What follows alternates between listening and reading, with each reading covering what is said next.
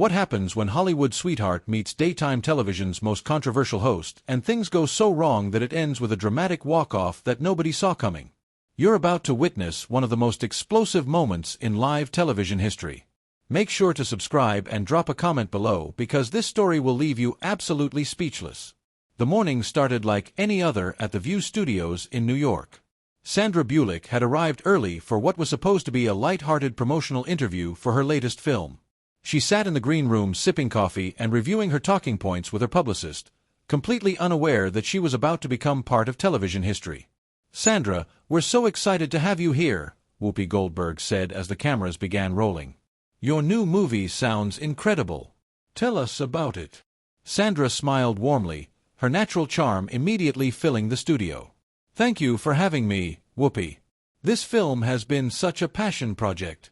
It's about second chances, about how we can reinvent ourselves even when life throws us the most unexpected curveballs." "That sounds beautiful," Sarah Haynes chimed in. "What drew you to this particular story?" "Well, I think we all go through moments where we feel like we've hit rock bottom," Sandra explained, her voice carrying genuine emotion. "This character reminded me that it's never too late to change your path, to choose kindness over bitterness, to build bridges instead of burning them." The conversation was flowing naturally. The audience clearly captivated by Sandra's authenticity. But Joy Behar had been unusually quiet, her eyes narrowing as she listened to Sandra's responses.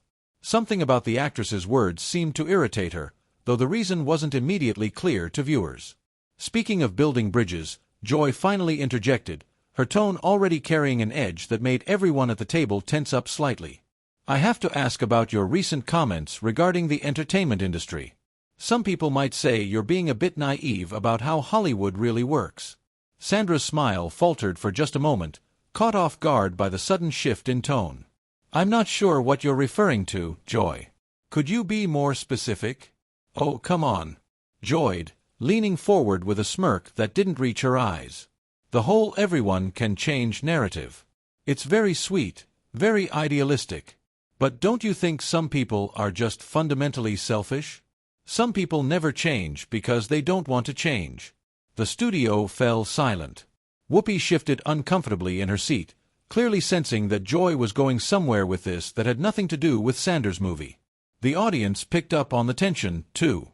The earlier warm atmosphere now replaced with an uncomfortable electricity. "I believe in the capacity for growth," Sandra replied carefully, maintaining her composure despite the obvious hostility. "I think when people are given the chance to reflect and learn from their mistakes, most choose to do better."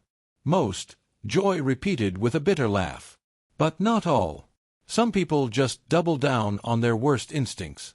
They hide behind their success and pretend they're victims when really they're the ones causing all the problems." Now, everyone at the table was looking at Joy with concern. This wasn't typical interview behavior, even for The View's famously confrontational format. Something personal was driving this attack, and Sandra was clearly trying to figure out what she had stumbled into. "Joy." Whoopi attempted to intervene. "Maybe we should talk about Sandra's upcoming projects," but Joy was just getting started. "No, I think this is important," Joy said. "Sandra talks about second chances and redemption, but what about accountability? What about the people who get hurt along the way while someone is supposedly finding themselves?" Sandra's publicist was frantically gesturing from the side of the stage. But Sandra held her ground. "I absolutely believe in accountability," she said firmly. "But I also believe that holding on to anger and resentment ultimately hurts us more than it helps. Forgiveness doesn't mean forgetting or excusing bad behavior. It means choosing not to let that behavior define our own response." "How convenient," Joy shot back, her voice rising slightly. "Easy to say when you're sitting pretty with your perfect career and your perfect life. Some of us have to deal with the real consequences of other people's choices." The tension in the studio was now palpable. Camera operators were unsure whether to keep filming or cut away. The audience sat in stunned silence, witnessing what felt like a deeply personal confrontation playing out under the guise of a promotional interview. "Joy, I'm not sure what this is about," Sandra said, her voice steady, but with a hint of steel creeping in. "But if you have something specific you'd like to discuss, maybe we should do it privately rather than using your platform to attack someone who came here in good faith." "Good faith," Joy repeated mockingly. That's rich. You want to talk about good faith? Let's talk about how some people in this industry smile to your face while stabbing you in the back. Let's talk about how some people build their careers on stepping on others and then have the audacity to preach about kindness and second chances. The other hosts exchanged worried glances. This had clearly gone way beyond a normal interview disagreement. Joy was airing some kind of personal grievance, and Sandra Bullock had become an unwitting target for what seemed like years of pent-up frustration and anger. Sandra took a deep breath, clearly trying to maintain her professionalism in the face of Joy's increasingly erratic behavior. Joy, I came here to talk about my film and connect with your audience. I'm not sure what personal issues you're dealing with, but this isn't the appropriate forum to work them out. Personal issues. Joy's voice cracked with indignation. You want to talk about personal issues? How about we talk about your so-called humanitarian work? How about we discuss how you use charity events as photo opportunities while some of us are actually trying to make a difference in the world? The accusation hung in the air like a toxic cloud. Suddenly host's mouth was literally hanging open while Alyssa Farah Griffin stared at Joy as if seeing her for the first time. That's completely out of line, Sandra replied, her composure finally beginning to crack. My charitable work is something I take very seriously. And I don't appreciate you questioning my motives without any basis. In fact, without basis, Joy laughed harshly. I've been in this business for decades, sweetheart. I know how the game is played. I know how people like you operate. You show up to a few galas, write a check for the tax deduction, and suddenly you're Mother Teresa, people like me. Sandra's voice was now ice-cold. What exactly does that mean, Joy? Joy, it means people who think they're better than everyone else. Joy snapped. People who waltz around acting like they're above the fray while the rest of us are down here fighting in the trenches. You sit there talking about forgiveness and second chances like you're some kind of guru. But where was that forgiveness when people needed it from you? The studio had gone completely silent except for the hum of cameras and the distant sound of traffic from the street below. Everyone seemed frozen watching this train wreck unfold in real time. Production assistants were frantically trying to get the attention of the show's producers, but nobody seemed to know how to stop what was happening. I have no idea what you're talking about, Sandra said slowly, each word carefully measured. But I think you need to explain yourself or apologize for these baseless accusations. Apologize? Joy's voice rose to nearly a shout. You want me to apologize? That's perfect.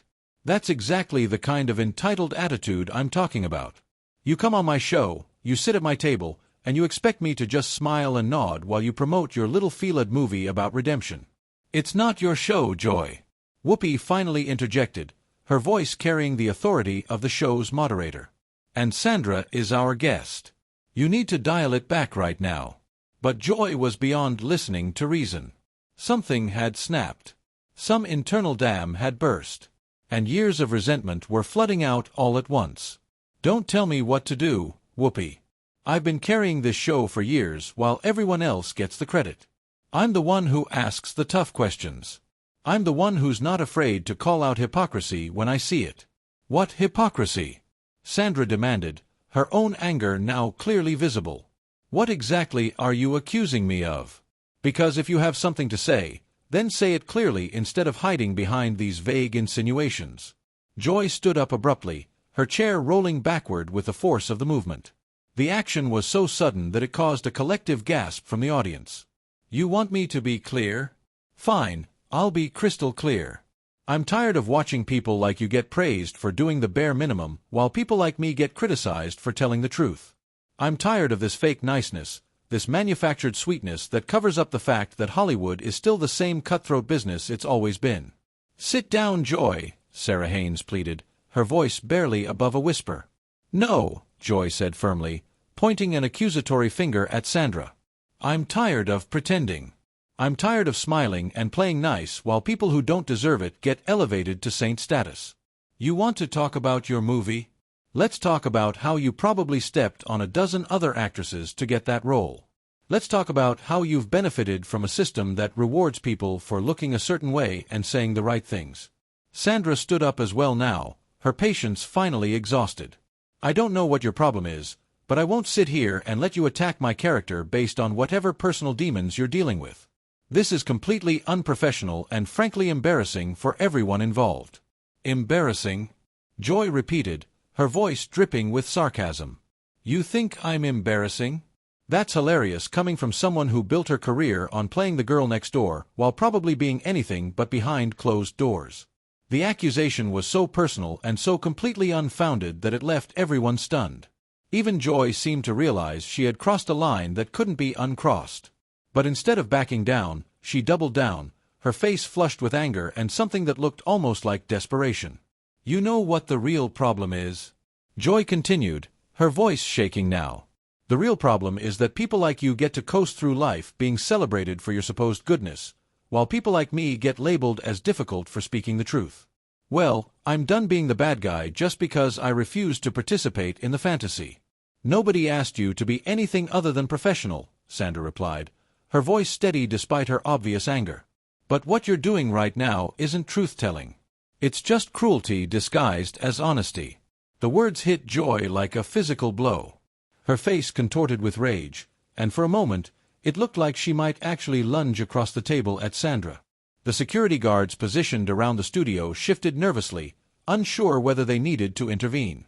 Cruelty disguised as honesty. Joy's voice was now trembling with fury. "You want to see cruelty? Cruelty is watching people get ahead in this business, not because of their talent, but because they know how to play the game.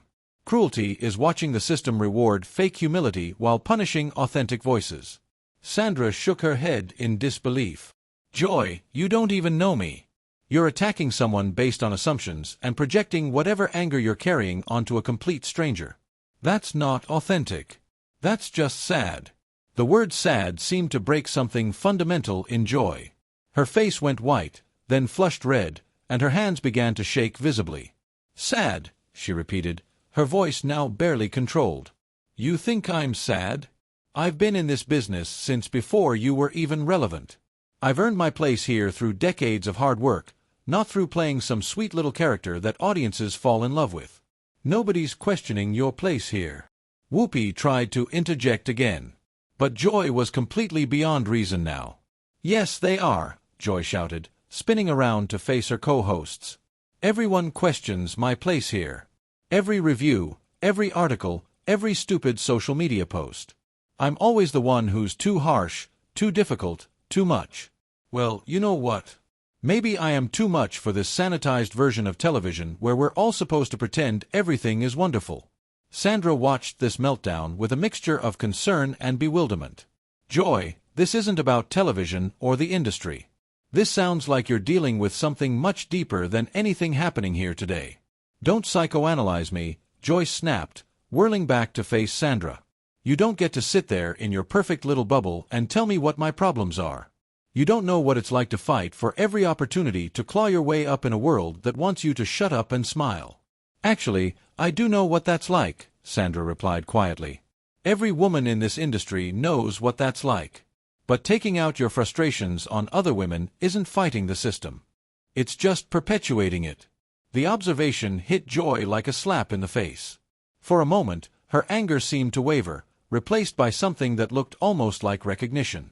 But instead of backing down, she seemed to sink deeper into her fury, as if acknowledging the truth of Sandra's words would be too painful to bear. "You think you're so wise," Joy said, her voice now dripping with venom. "You think you have all the answers because you've managed to stay popular and relevant. Well, let me tell you something about staying relevant in this business. Sometimes it means being willing to be the villain. Sometimes it means saying the things other people are too scared to say. And sometimes, Sandra replied with devastating calm, it just means being needlessly cruel to people who don't deserve it." That was the final straw. Joy's face contorted with pure rage, and she grabbed her microphone pack and yanked it off with such force that the wire snapped. "You know what? I'm done. I'm done with this show. I'm done with pretending to care about the opinions of people who wouldn't last 5 minutes in the real world. And I'm especially done with being lectured by someone whose biggest challenge is deciding which charity gala to attend." The studio erupted in chaos. Producers were frantically trying to decide whether to cut to commercial. Audience members were gasping and murmuring, and the other hosts sat in stunned silence as Joy continued her tirade. "I quit," Joy announced, her voice carrying across the entire studio. "I'm done being the lightning rod for this show's controversy while everyone else gets to play it safe.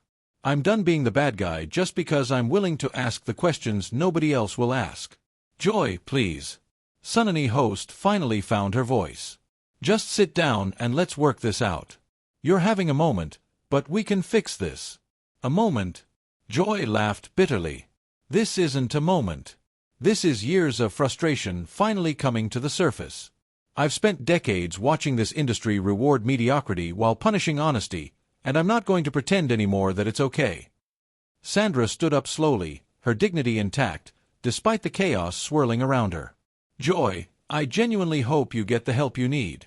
But what just happened here wasn't honesty. It was an unprovoked attack on someone who came here in good faith. That's not brave or authentic. It's just wrong."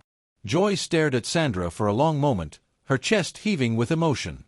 For just an instant, something flickered across her face that might have been shame or regret, but it was quickly replaced by defiant anger. "Save your sympathy," Joy spat. "I don't need help from someone who thinks forgiveness solves everything. Some things can't be forgiven, and some people don't deserve second chances." With that, she turned and stormed off the set, leaving behind her notes, her coffee mug, and 22 years of television history. The cameras continued to roll as the remaining hosts sat in shocked silence, the audience unsure whether to applaud or remain quiet. Sandra slowly sat back down, visibly shaken, but maintaining her composure. "I'm sorry your audience had to witness that," she said quietly to Whoopi. "That was clearly about something much bigger than anything I said or did here today." Whoopi nodded slowly, still processing what had just happened. "Sandra, on behalf of the show, I apologize. That was completely unacceptable, and you handled it with more grace than anyone should have to." The studio remained eerily quiet as producers finally made the decision to cut to commercial, ending one of the most explosive moments in daytime television history. Joy Behar had walked away from the view in the most dramatic fashion possible, leaving behind a legacy tarnished by her final unforgivable outburst. What did you think of this explosive confrontation? Was Joy completely out of line, or did she have a point buried beneath all that anger? Subscribe for more shocking television moments and comment below with your thoughts on what really drove Joy to this breaking point.